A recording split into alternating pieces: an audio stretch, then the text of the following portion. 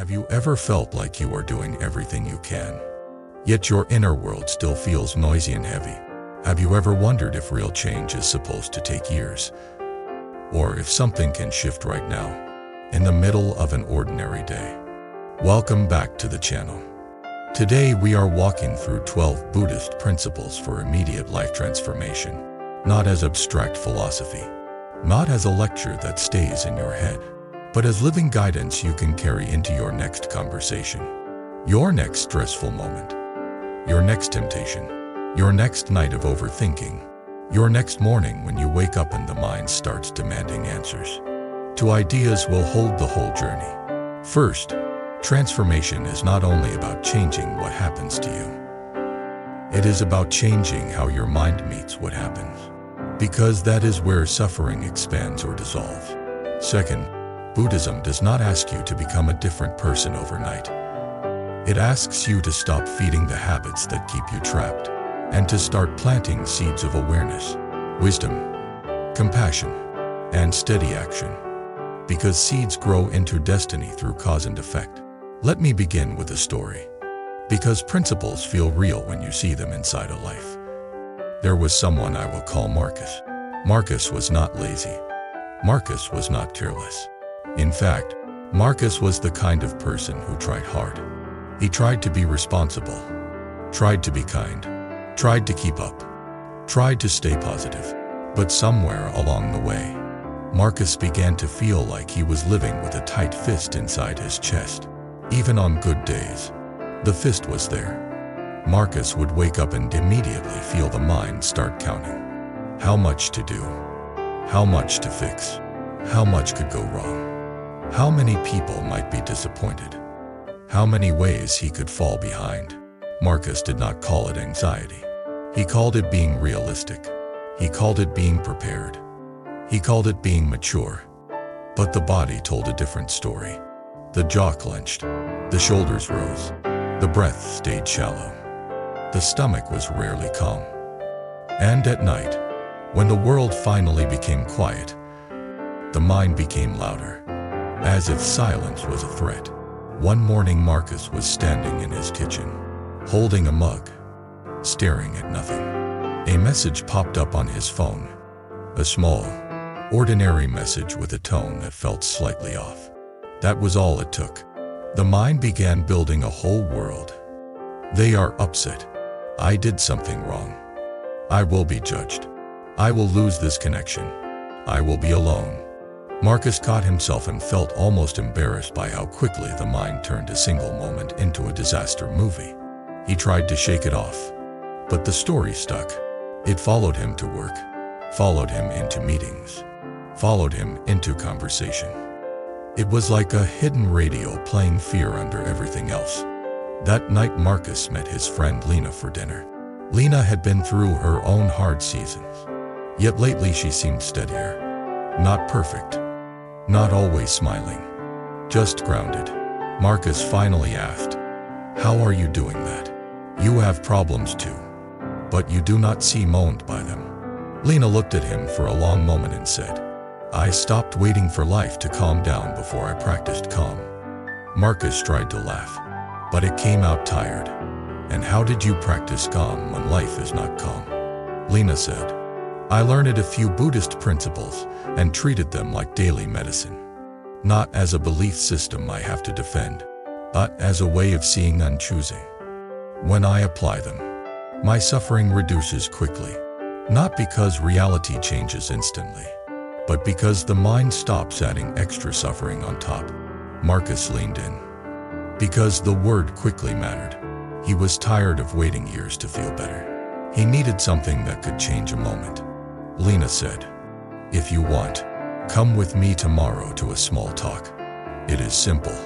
No performance. Just practice." Marcus went. Not because he wanted a new identity, but because he wanted to stop drowning in his own head. The talk was led by a teacher named Ravi. Ravi did not speak like someone selling miracles. Ravi spoke like someone describing gravity. Calm. Practical. Ravi began with a sentence that hit Marcus immediately. Your life is not only shaped by what happens. Your life is shaped by what your mind repeats. Ravi explained that the principles are not commandments. They are tools. Tools that help you see clearly, choose wisely, and live with compassion. Some tools work slowly. Some work immediately. And most work faster when you practice them consistently. Marcus stayed after and asked, "What are the principles that actually change a moment?" Ravi smiled and said, "Let us walk through 12. But do not treat them like a list you must memorize. Treat them like doors. You walk through one door when you need it, then another, and each door leads you back to the same place. Awareness and freedom." That evening, Marcus decided to test the teachings in real life. Not next month. Not after a retreat. The first principle Ravi offered was this: see what is true right now, not what the mind fears. Ravi said the mind is a storyteller. It takes a small fact and builds a large drama. The practice is two separate facts from stories. Facts are what happened. Stories are what you add. Marcus remembered the message that triggered him. Fact: the tone felt off. Story: I will be abandoned. He saw how the story was suffering paid in advance. That night, when the story rose again, Marcus asked, "What is true right now?" True right now was that he was sitting on a couch, breathing, safe, and the message was not proof of disaster. The story softened. That was immediate. Not perfect, but immediate. The second principle was this: do not shoot the second arrow. Ravi explained the image. Life shoots a first arrow of pain, disappointment, illness, loss, criticism. Then the mind often shoots a second arrow. The mental suffering, the rage, the shame, the catastrophic meaning, the identity verdict. The second arrow multiplies the pain. Marcus realized he lived in second arrows. When he made a mistake, the first arrow was regret. The second arrow was self-hatred. When someone was rude, the first arrow was discomfort. The second arrow was hours of replay.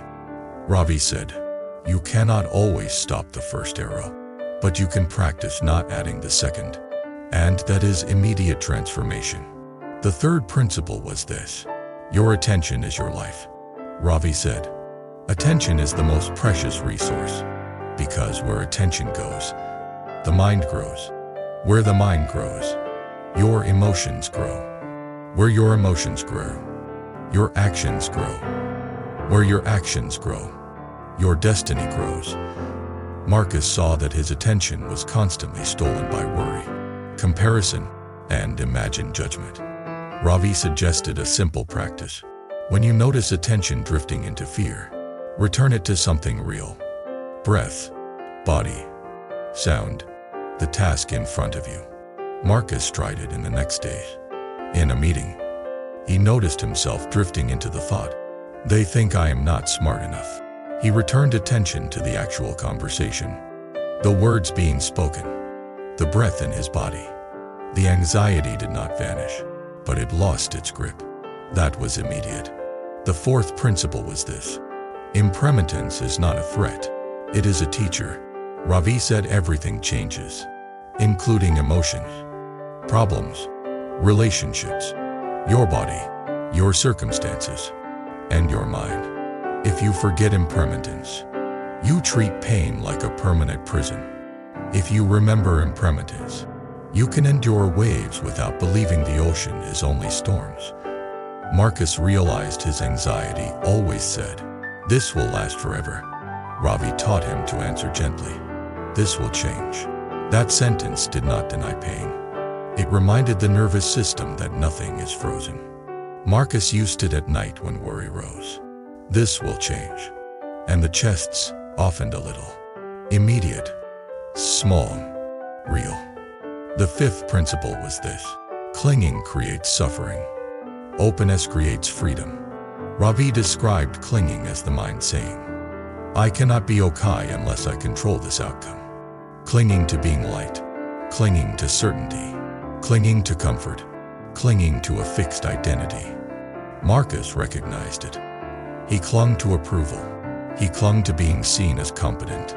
He clung to the idea that he must not disappoint anyone. You can care deeply without clinging. Caring is love and responsibility. Clinging is fear. When you notice clinging, practice open hands. Not open hands as weakness. Open hands as wisdom. Marcus tested it in a moment of social worry. He wanted to send another message to fix the tone, to control the perception. He paused and asked, "Am I caring or clinging?" He saw the clinging. He put the phone down. That was immediate freedom. And it was uncomfortable too, because clinging feels familiar. But freedom is sometimes unfamiliar at first. The sixth principle was this: karma is cause and effect you can work with. Ravi explained karma in a grounded way. Karma is not fate that punishes you. Karma is the way repeated choices shape your mind and your life. Your words, your actions, your habits, your attention. These are seeds.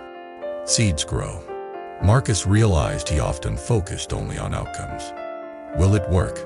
Will people approve? Will I be safe? That outcome focus made him desperate. Ravi said, "Focus on causes. Plant wise seeds. Outcomes will follow condition." Marcus tried it. Instead of obsessing about whether he would succeed, he focused on what he could plant today. Steady effort, honest communication, kindness, rest. That shifted his stress immediately, because causes felt doable. The seventh principle was this: right speech is a fast path to inner peace. Ravi said people underestimate how much suffering comes from speech. Harsh words create regret. Gossip creates inner dirtiness. Lying creates tension. Even small exaggerations create a subtle fear of being exposed. Ravi offered a simple test before speaking. Is it true? Is it necessary? Is it kind? If not all three, at least do not let it be cruel. Marcus realized his sarcasm was a defense. It made him feel safe for a moment, then made him feel guilty later. He tried cleaner speech for 1 week. The mind became quieter at night. Less replay, less regret. That felt immediate. The eighth principle was this: compassion is strength, not softness. Ravi said compassion is the willingness to meet suffering without hatred and to respond skillfully. Compassion toward others, and compassion toward yourself. Marcus had a harsh inner voice. When he failed, the voice attacked. Ravi said, "You cannot heal with violence. If your inner voice is cruel, it becomes the soundtrack of your life." Compassion is changing the soundtrack. Marcus practiced one sentence when the inner critic began. "This is hard, and I am human." Then he asked, "What is the next wise step?" He was surprised how quickly the nervous system responded. The body softened. The mind became clearer. He could act more effectively. That was immediate. The ninth principle was this: presence is the refuge, not escape. Ravi said many people try to escape pain through distraction. Scrolling, binge watching, constant noise. It works for a moment. Then the mind returns louder. Presence is different. Presence is staying with reality without panic. Marcus realized he used distraction as medicine, but the medicine had side effects. Ravi asked him to practice one small presence moment each day. 1 minute. Not a big meditation. 1 minute of feeling breath, feeling the body, being with what is real. Marcus did it in the elevator, in the bathroom, before sleep. The mind resisted at first, but soon those minutes became small islands of calm. Immediate. The 10th principle was this: uncertainty is not a mistake. It is life. Ravi said worry is often the mind demanding certainty. The mind believes certainty equals safety. But certainty is rare. When you demand what life cannot give, you suffer. Ravi offered a courageous sentence: "I do not know, and I can meet this anyway."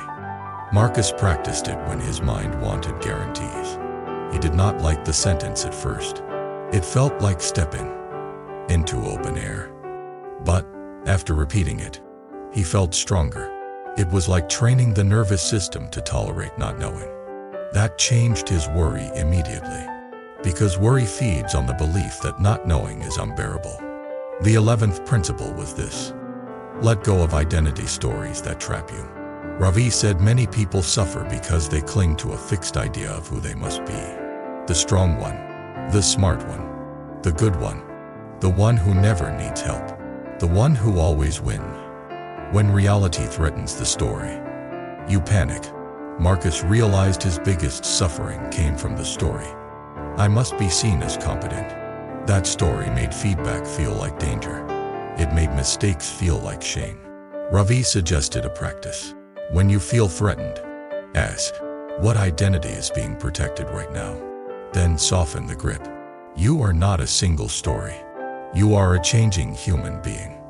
Marcus tried. When someone corrected him, he felt the sting. Then he asked the question, competent story. He softened. He listened. He learned. The sting passed faster. Immediate transformation. The 12th principle was this: practice is returning, not performing. Ravi ended with this because it holds everything. You will forget. You will react. You will overthink. You will cling. You will speak sharply sometimes. That does not mean you are failing. It means you are human. The path is to return. Returning is the practice. Marcus felt relief. He did not need to become perfect to begin. He needed to become willing to return. Now, these 12 principles were not meant to stay as words. Marcus began testing them like a scientist tests reality. Not with grand speeches, with ordinary days. The next week, Marcus faced a stressful moment at work. A project shifted suddenly. The timeline tightened. People started sounding sharp. Marcus felt panic rise. The mind began running worst outcome. He remembered the first principle. What is true right now? True right now was that the timeline changed, and he could respond.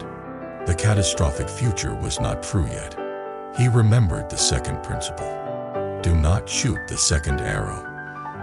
The first arrow was stress. The second arrow would be self-hate and panic. He chose not to end it. He remembered the third principle. Attention is life. He returned attention to the next task, not the whole future. He remembered the sixth principle. Karma. Plant causes. He planted calm communication, asked for clarity, prioritized tasks. He remembered the seventh principle. Right speech. He did not blame. He spoke clearly. He remembered the eighth principle. Compassion. He spoke gently to himself instead of attacking himself for feeling stressed. The day was still hard, but he did not collapse. That was the first time he felt what transformation really means. It is not that life becomes easy. It is that your inner response becomes wiser. And that changes everything. Another test came in relationships.